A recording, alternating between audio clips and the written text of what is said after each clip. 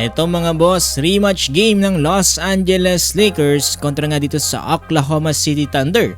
Halina't silipin natin mga boss ang mga available player for each team. Makakabawi na kaya mga boss etong purple and gold at eto mga boss mga referee sa NBA may suot na sapatos ni Shai Gilgeous-Alexander. Ano nga ba mga boss ang nag-viral na video na yan? Tara't pag-usapan natin yan.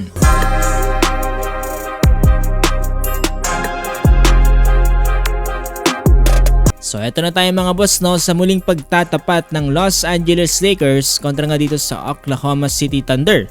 Yung huling laban ng Oklahoma City Thunder kontra nga dito sa Los Angeles Lakers ay tinambakan nila to sa score na 139-96. At ang mas masakit nito mga boss, yung last game dito nga ng Purple and Gold kontra nga dito sa OKC ay naglalaro pa itong sila Austin Reeves at itong si Luka Doncic. At dito nga sa naging game na to yung nagkaroon nga ng injury itong si Luka Doncic.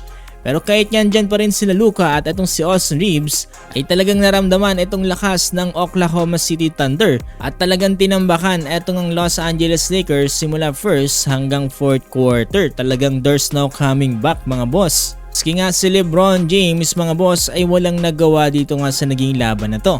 Kaya ngayong rematch nila mga boss silipin natin itong ang injury report dito nga sa Los Angeles Lakers. Siguradong hindi na makakapaglaro itong sila Austin Reeves at Luka Doncic. Tatlo sa Los Angeles Lakers ang siguradong hindi na makakapaglaro at ito nga ay sila Austin Reeves, Luka Doncic at itong si Marcus Smart. Itong si Austin Reeves ay meron ngang oblique injury that will miss the rest of the regular season ngayong 2025 to 2026. Ito namang si Luka Doncic ay merong grade 2 left hamstring strain. Maghahanap nga ng specialized medical treatment sa Europe. At itong si Marcus Smart ay meron pa ring ankle injury na hanggang bukas sa laban nila kontra sa Thunder ay hindi pa rin siya makakapaglaro.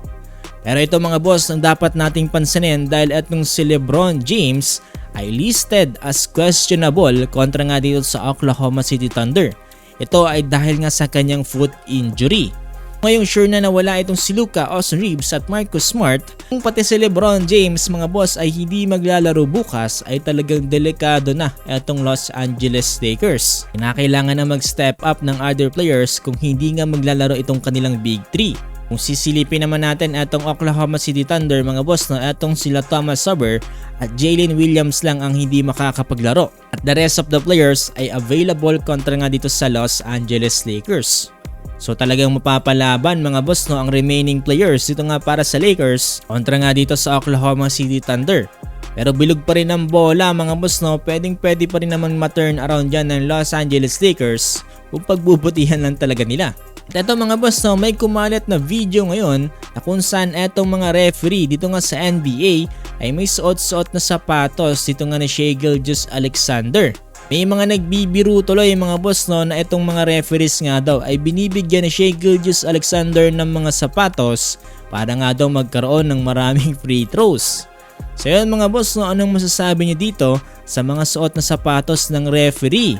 Sa tingin nyo kaya ba mag-bounce back ng Los Angeles Lakers ngayong wala itong sila Luka Doncic, Austin Reeves at possible na pati itong si LeBron James? Kung gusto nyo pa na more basketball updates ganito mga boss ay huwag nyong kakalimutang i-follow itong ating page.